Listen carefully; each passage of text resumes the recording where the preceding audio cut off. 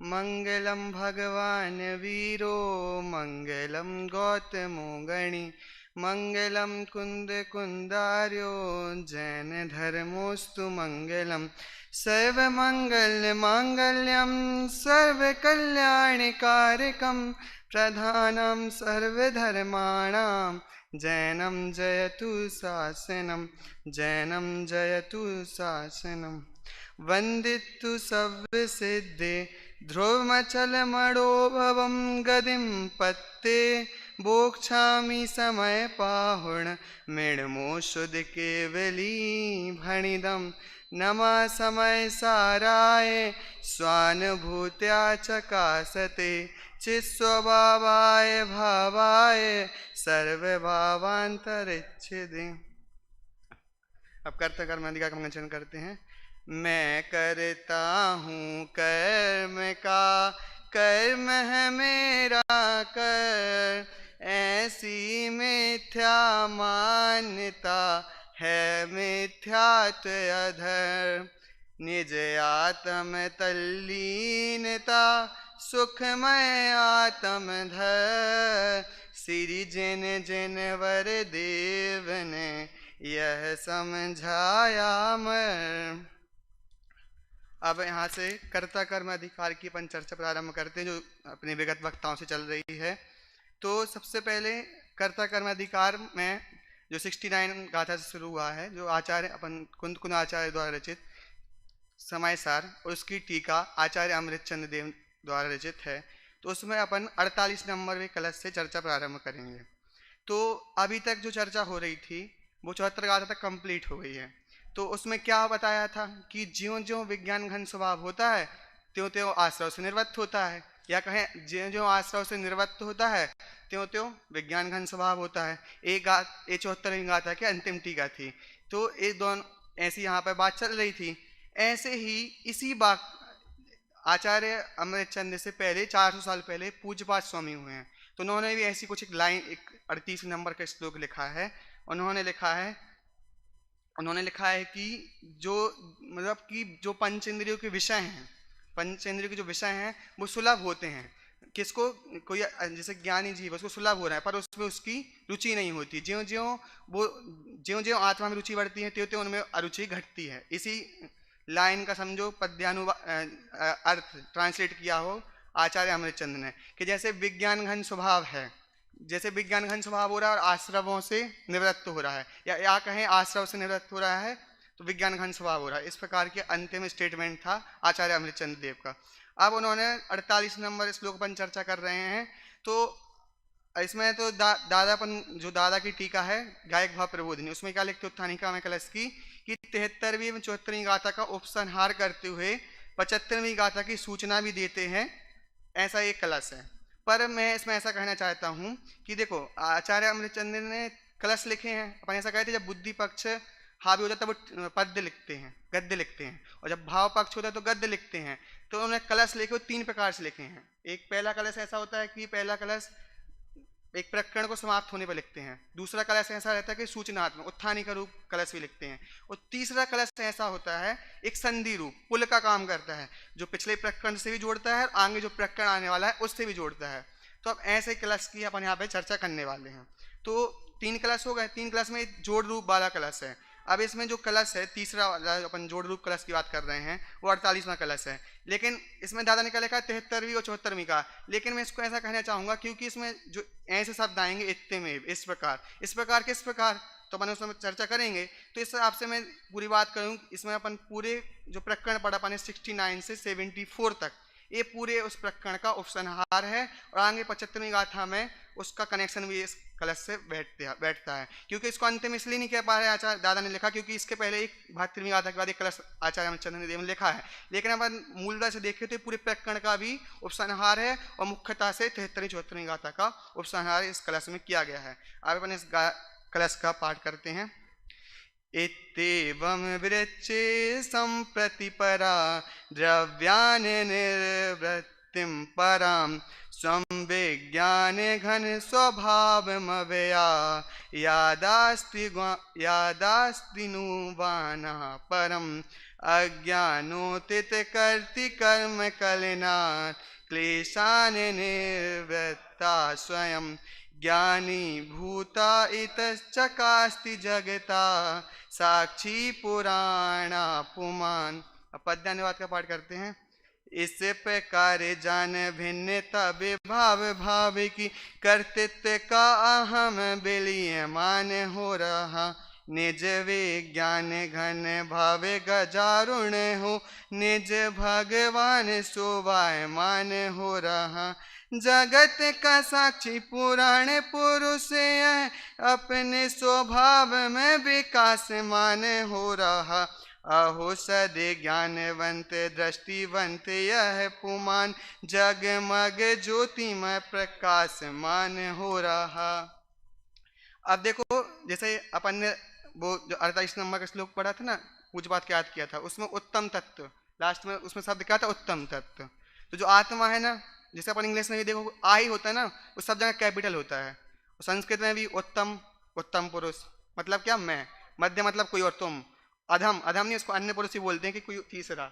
तो ऐसे ही उत्तम मतलब सर्वोत्कृष्ट चीज अपने मैं को लिया जाता है। संस्कृत में उत्तम मैं के लिए, और इंग्लिश में कैपिटल आई, हमेशा हर जगह कैपिटल लिखते हैं, आई इज ऑलवेज कैपिटल। तो जो मैं हूँ वो उस उत्तम तत्व है। ऐसी उत्तम तत्व की इस गाथा में महिमा करने वाले पुराण पुरुष। कैसा है ये पुराण पुरुष है, पुमान मतलब पुरुष है। अब इसमें जो अपन बोले ना कनेक्शन बैठने वाला अगली गाथा से, तो इसमें लिखा है स्वयं ज्ञानी भूत इतः मतलब यहाँ पर चकाशित प्रकाशित होता है। वो कैसा है, जगत साक्षी है और पुराण पुरुष है। तो वो अगली गाथा में, क्योंकि अगली गाथा में कोई अपन जैसे यहाँ बैठे हैं, अपन बैठे हैं और सम्यक दर्शन सबको प्राप्त करना है, तो ऐसी जागृत अवस्था में सम्यक दर्शन होगा, ये कोई बड़ी बात नहीं सम्यक दर्शन। लेकिन इस गाथा में बताएंगे कि अब जो कर्ता कर्म की प्रवृत्ति वो मिट गई है और ये जो विज्ञान घन स्वभाव है वो आत्मा में प्रकट हो गया है। तो अब चेक कैसे करें, ये सब हो गया है। तो अगली गाथा में उत्थान यहाँ लिखते हैं कि अपने को चेक करने का तरीका क्या है, कि अपन अपनी आत्मा को जान चुके हैं, कर्ते कर्म की प्रवृत्ति मिट चुकी है। ये अगली गाथा की क्या है, उत्थानिका है, उसको अपन जाने कैसे अपन ज्ञानी हो चुके हैं। और पिछली गाथा में क्या कहा था, इत्येवम इस प्रकार कैसा, जैसे 69 अपन जो गाथा में पढ़ा है 69 से 74 तक, उस प्रकार का जाना। अपन इसमें विशेष देखें, अपन सामान्य अर्थ देखें इसका, अपन कलश का, कि जो आत्मा है परद्रव्य से निवृत्ति लेता है, परद्रव्य से संपूर्ण प्रकार से, परा मतलब उत्कृष्ट प्रकार से निवृत्ति लेता है। किस प्रकार, जिस प्रकार से पहले उसने जाना है। और कैसा होता है, विज्ञान घन स्वभाव होता है और निसंकता अपने स्वभाव में प्रवृत्त होता है। और अज्ञान रूपी कर्ति कर्म कलनात्, अज्ञान रूपी कर्ति कर्म जो प्रवृत्ति से जो क्लेश उत्पन्न हुए हैं उसको भी नष्ट करता है। और स्वयं ज्ञानीभूत इतश्चकास्ति जगत साक्षी पुराण पुरुषा, ऐसा होता है। अपन एक एक शब्द से देखें, इत्येवम, इति एवं, इस प्रकार जो इसमें बताया है। इति एवं अर्थ क्या, कि देखो अपन को किस में डिफरेंस करना था पूरे प्रकरण में, आत्मा और आश्रवों से। तो आत्मा कैसा है, आत्मा ध्रुव है, आश्रव अध्रुव है। आत्मा शरण है, आश्रव अशरण है। आत्मा सुख है, सुख स्वरूप है, आश्रव दुख स्वरूप है। आत्मा सुख का कारण है, आत्मा सुख का कारण है, आश्रव दुख का कारण है। आत्मा नित्य है, आश्रव अनित्य है। ऐसा अपन ने पूरे प्रकरण में पढ़ा है। इस प्रकार जानकर, इति एवं इस प्रकार जानकर, पर द्रव्य निवृत्तिम पराम, उत्कृष्ट स्थिति क्या करता है। अब कोई बोलेंगे उत्कृष्ट मतलब जो परद्रव्य से निवृत्ति हो रही है वो उत्कृष्ट अच्छी तरह से। तो अब सामान्य भी होती क्या, अच्छी तरह से मतलब क्या, टोडरमल जी का लिखते हैं मोक्षण प्रकाशक में, पर का अंश भी अपने में नहीं मिलाना, पर का अंश भी अपने में नहीं मिलाना। ए ऐसी उससे परद्रव्य, और परद्रव्य मतलब क्या, बुद्धगल धर्म अधर्म आकाश काल, ये तो सब परद्रव्य मानते ही हैं। पर एक जीव की अपेक्षा दूसरा जीव, मतलब मैं जीव हूं और सामने तुम बैठे हो, तो आप मेरे लिए अजीब हो, आप भी मेरे लिए परद्रव्य हो। इस प्रकार से पर से निवृत्ति करता है। पर से कैसे, अपन ने आश्रवों से तो जान ही लिया, उस प्रकार जान लिया, और परद्रव्यों से भी, क्योंकि पंचास्तिका में लिखा अगर भक्ति पूजा अगर किसी भी चीज में थोड़ा सी अंश रहता है परद्रव्य में तो उसको सूक्ष्म परसमय कह दिया जाता है। तो उत्कृष्ट मतलब अच्छी तरह से निवृत्त होता है। अब पर से निवृत्ति करता है, मतलब पर से निवृत्ति करता है मतलब किसी में तो प्रवृत्ति करेगा।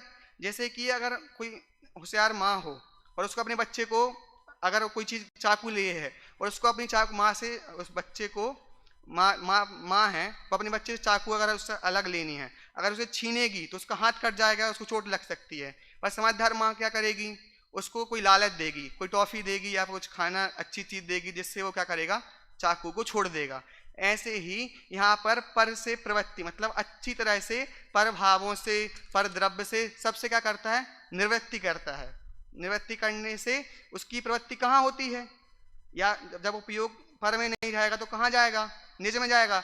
क्योंकि अपन ने पहले ही पढ़ा था कि 69-70 का में पढ़ा था कि जो ये है ना जीव, ये इसका 3 संबंध है, संयोग सिद्ध, तादात्म्य सिद्ध संबंध, संयोग सिद्ध संबंध और एक क्षेत्रावगाह है। तो इन दोनों में तो निसंगता प्रवृत्ता है क्योंकि दोनों में, लेकिन दूसरे वाले में दिक्कत है क्योंकि क्रोधादि उसका स्वरूप नहीं है, तो इसमें तो वो निसंगता प्रवृत्ता है, इसमें कोई दिक्कत नहीं पहले वाले संबंध में। तो अब पर से प्रवृत्ति मिट गई है, मतलब अब इसमें निसंगता प्रवृत्ति दूसरे वाला है ना, उसमें अब निसंगता नहीं प्रवृत्ति का, क्योंकि उसने क्या कर लिया है, भेद विज्ञान कर लिया है, पर से निवृत्ति कर ली है बिल्कुल। तो अब कहाँ, अब पहले से इसमें तो चल ही रहा था इसका स्वरूप, तो अब इसमें आ जाएगा क्योंकि पर से अच्छी तरह से इसकी निवृत्ति हो चुकी है। फिर अब क्या, स्वयं विज्ञान घन स्वभाव, इसमें क्या, अभय निर्भय होके प्रवृत्ता है। विज्ञान घन, इसमें निर्भय शब्द आया है, अपने स्वरूप में निर्भय होता है। विज्ञान घन अपन ने पिछले इसमें पढ़ा था, विज्ञान घन कैसा होता है, विज्ञान घन स्वभाव, इसमें लास्ट में अनुशीलन दादा ने प्रश्न उठाया था, विज्ञान घन स्वभाव है कि होना है। तो अपन कहते हैं विज्ञान स्वभाव है भी और होना भी है। कैसे, अभी सियादवाद की शैली है अपने यहाँ पे, तो विज्ञान घन स्वभाव है भी और होना भी है। तो विज्ञान घन स्वभाव कैसा कि द्रव्य दृष्टि से तो विज्ञान घन स्वभाव है, पर पर्याय दृष्टि से अभी सम्यक दर्शन, सम्यक ज्ञान चाहिए, इसकी अपेक्षा से इसको विज्ञान घन स्वभाव होना है।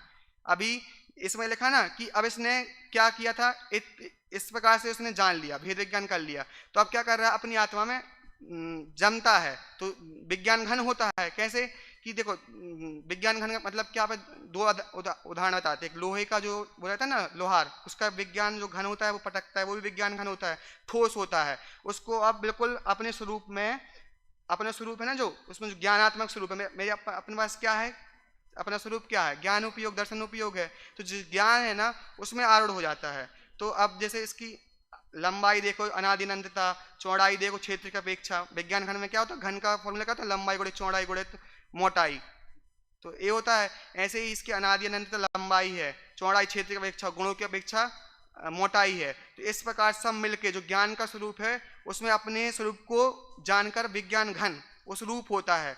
क्योंकि इसका स्वरूप अगर ज्ञान, अपन कल भाई साहब बच्चन बोल रहे थे कि ज्ञान को अलग कर, आत्मा को अलग कर दें या ज्ञान को अलग कर दें आत्मा से, फिर इसमें और द्रव्य और इसमें द्रव्य में क्या फर्क रहेगा। तो ज्ञान द्रव्य के कारण ही आत्मा है, और जो ज्ञान द्रव्य है ना, जो ज्ञान गुण है, इसके कारण से ही जीव द्रव्य की पहचान है। तो इस कारण इस रूप में आरूढ़ होता है। और अज्ञान कर्ती कर्म प्रवृत्ति, जो अज्ञान से कर्ता कर्म प्रवृत्ति हो रही थी, जो पर मैं करता हूँ, मैं ये मेरे कर्म हैं, जो अपन ने मंगलचरण पढ़ा था, इस प्रकार जो प्रवृत्ति होती उससे जो क्लेश उत्पन्न हो रहा था। अब जगत में जितने भी अपन काम देख लो कि अपन किसी चीज़ के कर्ता बनते हैं तो दुख होता है, अगर हम कर्ता ना बने तो दुख ना हो। जैसे कर्ता, अपन को कोई माथे पे बोझा हो, अगर अपन को यही होता ना, अपन सब जीवन भर एक काम क्या है, लास्ट निश्चिंत होना चाहते हैं, पर आचार्य देवता भी कह रहे आप तो निश्चिंत हो सकते हो।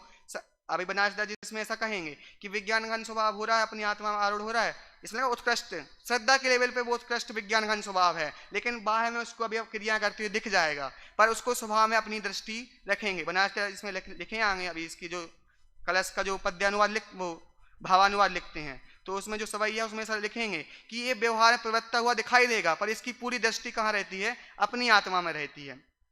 तो यहाँ पे ऐसी बात की गई है। अब विज्ञान घन स्वभाव है, और इससे अज्ञान जो प्रवृत्ति कर्ता कर्म प्रवृत्ति हो रही थी, जो दुख रूप थी, जो उससे जो क्लेश उत्पन्न हो रहे थे, क्योंकि जगत में जितना भी दुख होता है कर्ता कर्म, मैं इसका कर्ता कर्म हूँ, जो कर्ता बनता है वो दुख भोगता है। अब जो अकर्ता रहेगा, जो सिर्फ जानेगा, अब आगे बताएंगे ना जगत साक्षी, जगत साक्षी का अर्थ बताएंगे, तो उसमें जगत साक्षी मतलब जानता है। तो इस प्रकार से जो जानता है, तो इस प्रकार से उसको अज्ञान जो दुख हो रहा था वो कर्ता कर्म प्रवृत्ति की नाश होता है। फिर ज्ञानीभूत। अब जो क्या हुआ है, जो ज्ञानीभूत अगली गाथा कनेक्ट करेंगे अपन चेक करने के लिए कि ज्ञानीभूत कैसा हुआ है। जगत साक्षी और पुराण पुरुष है। जगत साक्षी कैसा, तो प्रसंसार में 6 नए बताए हैं। 6 नए, कर्तृत्व नय, अकर्तृत्व नय, भोक्तृत्व नय, अभोक्तृत्व नय और गुणी नय, अगुणी नय। तो इसमें 3 नए लिए हैं, जो 3 नए लिए हैं जो आकृति वाले हैं, अकर्तृत्व, अभोक्तत्व और अगुणी, इन तीनों को साक्षी भाव लिया गया है। और जो 3 कर्तृत्व वाले हैं उनको क्या लिया है, रंगरेज। जैसे रंगरेज रहता है जो कलर करता है कपड़ों में, तो वो कलर कर रहा है कपड़ों में, वो काम कर रहा है, पर जो एक दूसरा व्यक्ति खड़ा होकर देखता है शांति से, वो साक्षी उसका देख रहा है, उसको कुछ मतलब नहीं क्या हो रहा है क्या नहीं कर रहा है। तो जगत साक्षी लिखा है ना कि अब जो जगत साक्षी, जैसे गवाही होती कोर्ट में, अगर कोर्ट में कोई गवाही हो रही है, अगर उसका संबंध किसी व्यक्ति से निकलता है, जो सामने जो मुजरिम है, अगर उसके साथ संबंध होता है तो उसकी गवाही नहीं मानी जाती। क्योंकि ऐसा अपन विद्यार्थियों में देखते हैं, अगर किसी लड़ाई हुई है और कोई गवाह है तो ऐसे व्यक्ति की गवाही मानी जाती है जिसको निष्पक्ष हो, उससे मतलब नहीं दोनों को एक साथ देखे, ऐसे व्यक्ति की गवाही मानी जाती है।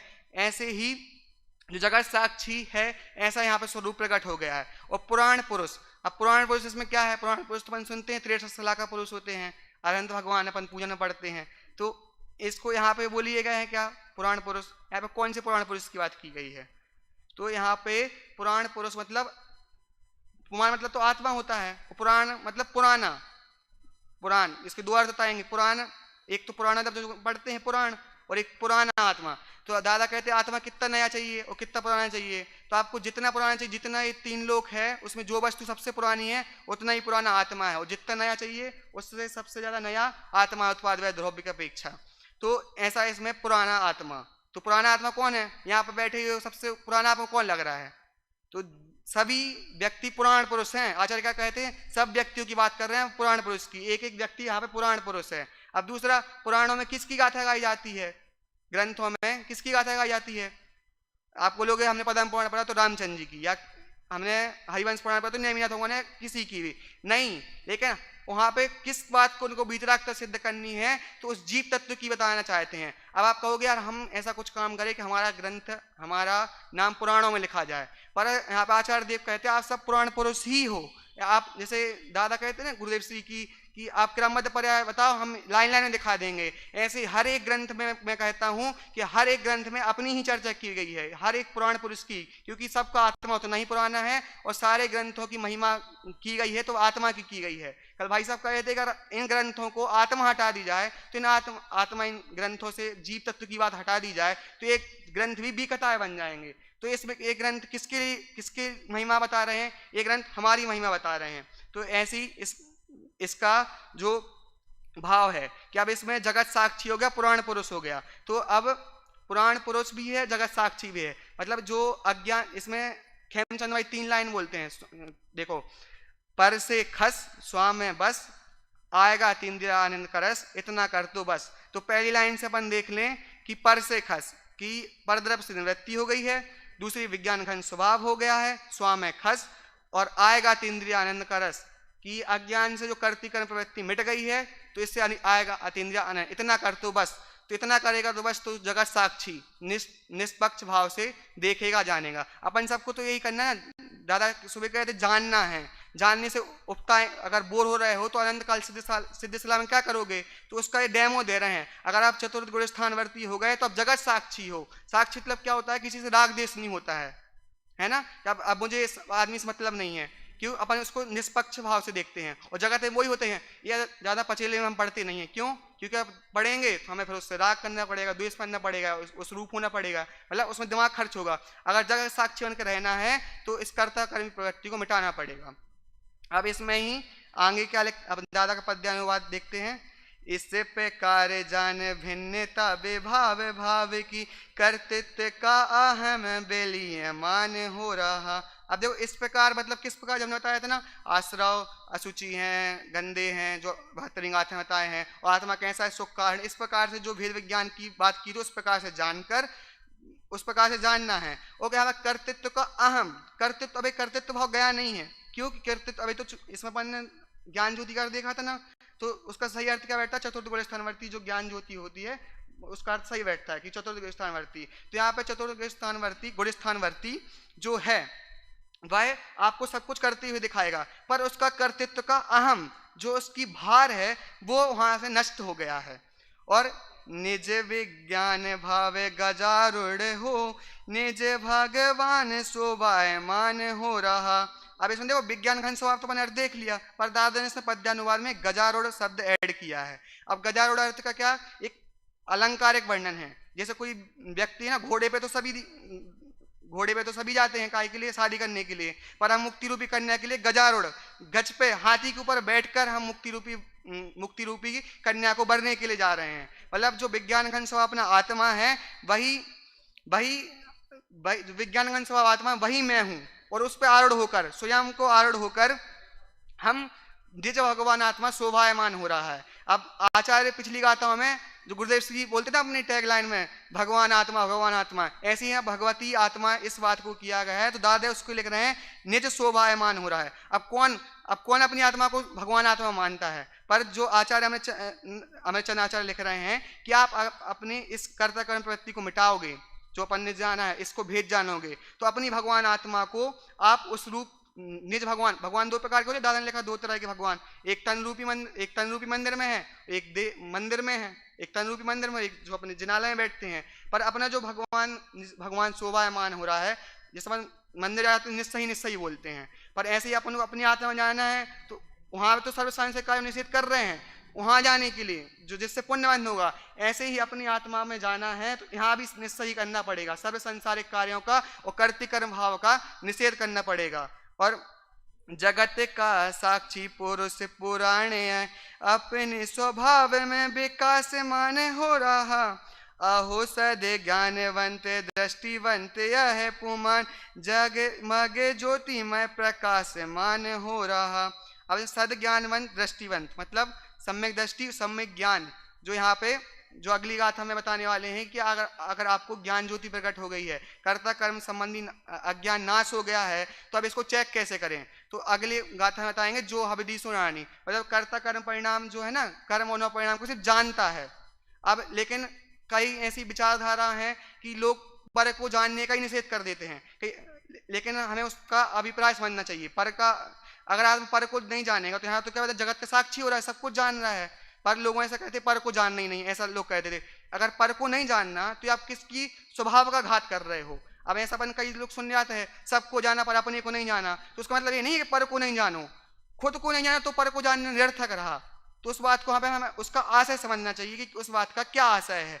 ऐसे ही जो यहाँ पे दादा ने प्रचलन सुना था कि जो कर्ता भोग जो एकत्व मत कर्तृत्व भोक्तत्व वाली जो बात है वो पर के संबंध में लगती है, पर अपनी जो ज्ञान में है उसमें कर्ता भोक्ता का निषेध नहीं किया गया है। अपन पंडित जी साहब ने भी बताया था कि एकत्व सुंदर होता है, अपनी आत्मा एकत्व है, विभक्त है, उसकी जो परिणाम है उसका मैं कर्तृत्व हूँ, उसका भोक्ता हूँ। तो जो ये पर के साथ इनका निषेध किया जाता है, पर अपने ज्ञान के साथ नहीं। तो जो पर में जो जैसे अपन को किसी चीज का ज्ञान हो रहा तो अपन इस गाथा में तर्क युक्ति से सिद्ध करेंगे। अपन ऐसा कह देते हैं कि पुद्गल का ज्ञान हो रहा है, पर पुद्गल का ज्ञान नहीं होता, अपने पुद्गल का जो ज्ञान अपने ज्ञान में है उसका ज्ञान होता है। अब एक उदाहरण दादा देते हैं, दर्जी के पास गए और अपने कहा कपड़ा सिल, मेरा काम हुआ क्या, तो अपने उससे पूछता है कि आपका क्या काम था, कि कपड़ा सिलना था। कपड़ा आपका काम है कि दर्जी का काम है सिलना, अपना काम है कि दर्जी का काम है, तो कहते क्या है, मेरा काम हुआ क्या, ऐसा कहते हैं। पर काम किसका है, दर्जी का है। तो ऐसे काम अपना हो रहा है लेकिन जो कर रहा है उसके लिए कह दिया जाता है। ऐसे ही पुद्गल का अपन ज्ञान कहते हैं, पुद्गल का ज्ञान हुआ, वह ज्ञान अपने ही जो अपने ज्ञान, अभी इसमें व्यापक भाव संबंध समझाएंगे अभी अगली गाथा में, तो अपन उसको पढ़ेंगे। पर मैं ये कहना चाहता हूँ कि यहाँ पे पर के जानने के लिए जो है बात करते हैं कि पर को नहीं जानना चाहिए, पर में ये हो रहा है, छपक श्रेणी में भी पर को जानने में आता है, तो इसलिए पर को जानने के लिए कहीं निषेध नहीं किया, ये तो स्वभाव है। पर इस बात से हमें टेंशन नहीं लेनी है, हमें तो क्या जो भेद विज्ञान बताया है आश्रवों में और आत्मा में, और यहाँ पे पर द्रव्य में क्या, पर द्रव्यों से जीव द्रव्य से भी हमें भिन्न अपने को जानना है, और कैसा अपने अहमेक को खलु शुद्धो, इस प्रकार का अनुभव करेंगे जानेंगे तो हमारा जो कर्ता कर्म ज्ञान नाश होगा। अब इसका जो श्लोकार्थ लिखा हुआ पढ़ते हैं, इस प्रकार पूर्वोक्त विधि से अनुसार परद्रव्यों से सर्व प्रकार से उत्कृष्ट निवृत्ति करके तत्काल ही अपने विज्ञान घन स्वभाव पर निर्भयता से आरूढ़ होता हुआ है। क्यों, अब जैसे किसी घर में अपन जाएंगे, अगर अनजान घर होगा तो अपन निसंकता जाएंगे, और अपना घर होगा पहचान का हो तो कैसे एकदम आराम से चले जाएंगे।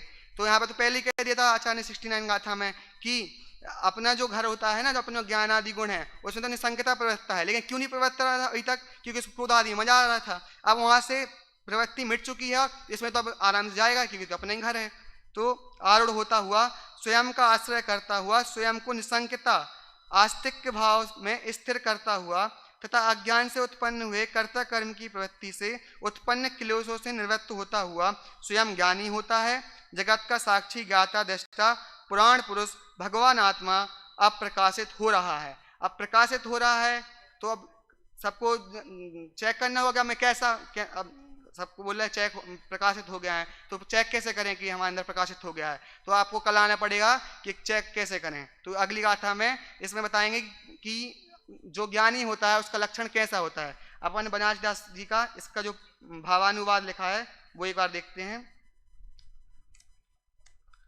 जग में अनादि को अज्ञानी कहे मेरो कर्म, कर्ता में आको क्रिया को प्रतिपाखी है। अंतर सुमति भासी जोग स्वभायो दासी, ममता मिटाई पर जाए बुद्धि नाखी है। निर्भय स्वभाव लीनो अनुभवों के रस भीनो, कीनो व्यवहार दृष्टि ने छे में राखी है। भरम की डोरी धोरी धर्म,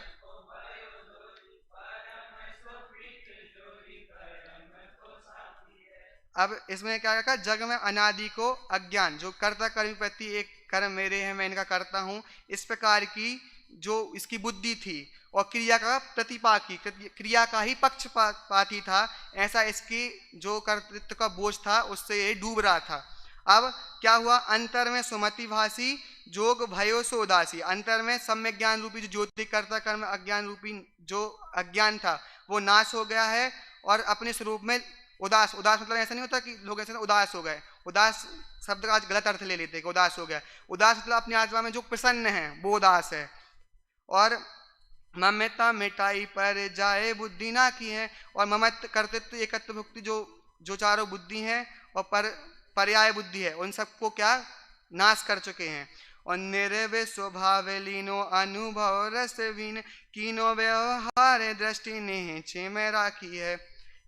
इस प्रकार देखो ये जीव ज्ञानी हो गया है, पर अभी भी अपन को बोला था चतुर्थ गुण स्थानवर्ती है, तो व्यवहार में इसकी प्रवृत्ति दिखाई दे रही है, पर इसकी दृष्टि कहाँ है? निज में है। अपन ने सबका भट्ट चक्रवर्ती का उदाहरण देखा है, वो तेल लेके जाता है पर उसका एक बूंद भी नहीं करता, क्योंकि उसकी दृष्टि कहाँ है? उस तेल में है। ऐसे ही कर्ता कर्म अज्ञान नाश हो गया है, विज्ञान घन स्वभाव प्रकट हो गया है, तो इसको अब व्यवहार में भली दिख रहा है पर इसकी उत्कृष्ट अच्छे प्रकार से इसकी निवृत्ति हो चुकी है। तो इसकी श्रद्धा के लेवल पे उत्कृष्ट, इसको अब बिल्कुल पर का अंश भी अपने में नहीं मिला था टोटेमल जी की भाषा में। भरम की ढोरी तोरी धर्म को भयो धोरी, परम सो प्रीति जोरी करम को सीखी है। और परमात्मा से निज भगवान आत्मा से प्रीति जोड़ ली है और कर्मों का ज्ञात दृष्टा बन गया है और करता धरता नहीं रहा है। जगत साक्षी पुराण पुरुष, ऐसे अपन सब पुराण पुरुष यहाँ बैठे हैं, ऐसी आचार्य ने इसकी बात की है। और कल इस कर्ता कर्म अज्ञान को अगर चेक करना हो तो कल इसी टाइम पे